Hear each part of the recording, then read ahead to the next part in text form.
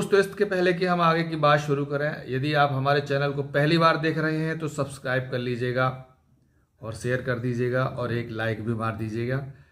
जैसा कि अगर आप लाइक करते हैं तो उससे हमारा मनोबल बढ़ता है और आपके शेयर करने से ये बातें और अन्य लोगों के पास तक पहुंचती हैं।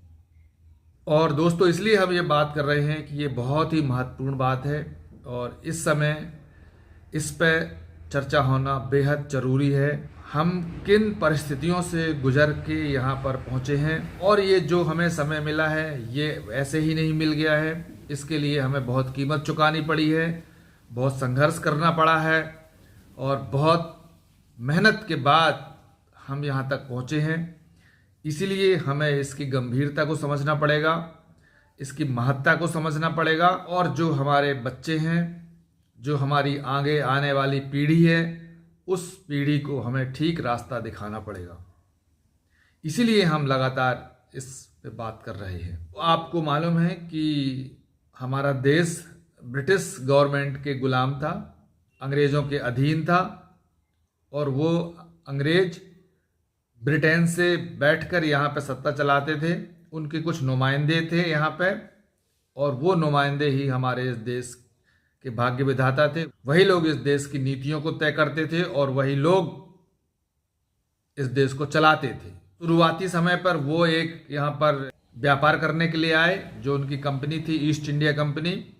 उस ईस्ट इंडिया कंपनी ने यहाँ व्यापार शुरू किया और व्यापार करते करते धीरे धीरे उन्होंने हमारे देश की परिस्थितियों को समझा, हमारे माहौल को समझा और इसके बाद उन्होंने यहाँ पर राजनीतिक तौर पर हस्तक्षेप करना शुरू किया, अपना शिकंजा कसना शुरू किया और देखते ही देखते पूरे भारत को उन्होंने गुलाम बना लिया। के पीछे मुख्य जो कारण थे, हमारा देश बहुत सारे टुकड़ों में बटा हुआ देश था। राजे महाराजे नवाब लोग रहते थे और वो अपने एक सीमित एरिया में अपने आप को देश समझते थे और अपना राज्य संचालित करते थे, जिसको उस समय रियासत कहा जाता था। और एक दूसरे से लड़ते रहते थे, एक दूसरे हमला करते थे और एक दूसरे की सहयोग नहीं करते थे। जो यहाँ पे समाज था, समाज भी कई वर्गों में बटा हुआ समाज था, जिसमें जो समाज का मुख्य तौर से बंटवारा था वो ब्राह्मण, क्षत्रिय, वैश्य और शूद्र, इस कैटेगरी में समाज को बांट के रखा गया था। और सभी वर्गों में, ब्राह्मणों में भी कई हिस्से थे, क्षत्रियों के भी कई टुकड़े थे, वैश्य भी कई फिरके में थे और शूद्र भी कई टुकड़ों में बटे हुए थे आपस में।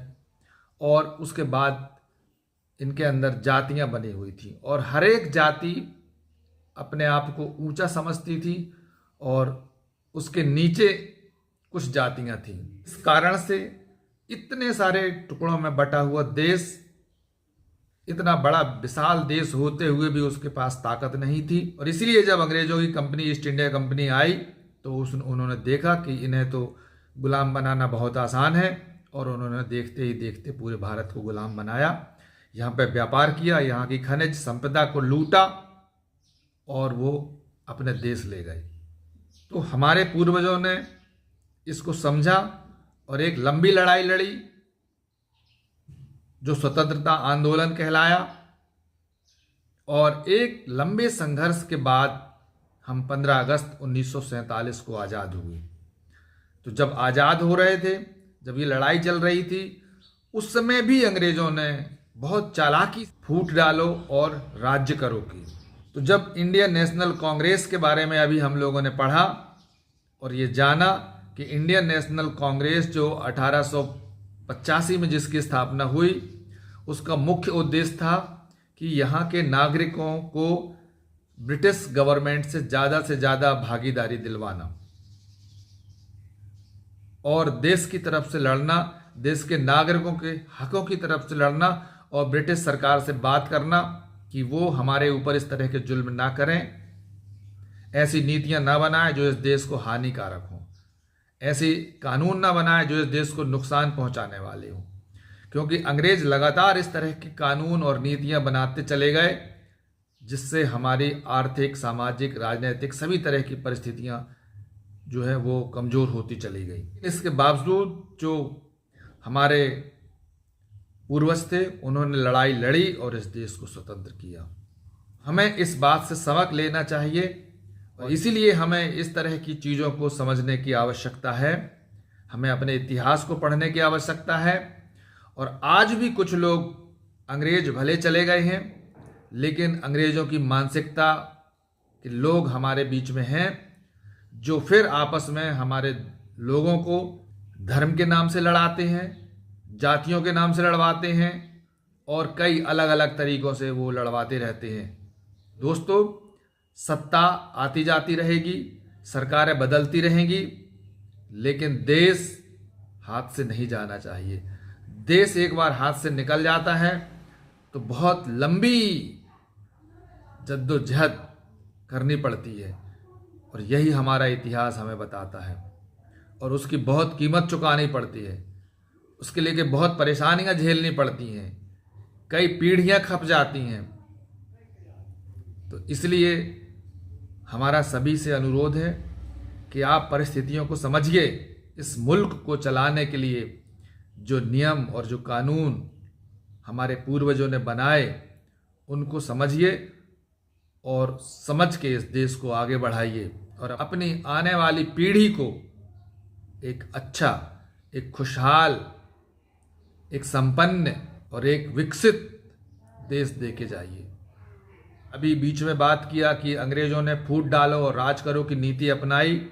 आज भी वही नीति हमारे बीच में फिर से अपनाई जा रही है और हमको हिंदू और मुसलमानों के नाम से अलग अलग किया जा रहा है। ये बहुत पुरानी बात है। अब हम ना हिंदू हैं ना मुसलमान हैं, हम इस देश के नागरिक हैं और हम भारतीय हैं। इस मूल भावना के साथ हमें आगे काम करना चाहिए। तो इसीलिए आइए समझते हैं उन बातों को। भारत का संविधान बनाया जा रहा था, बहुत लंबा समय लगा, बहुत अध्ययन करना पड़ा, बहुत चर्चाएं हुई, बहुत बैठकें हुई, बहुत विचार और विमर्श हुआ। उसके बाद हमारे सामने इतना अच्छा संविधान आया है। तो संविधान बना और उसके आखिरी में जो संविधान की प्रस्तावना है उसको बनाया गया।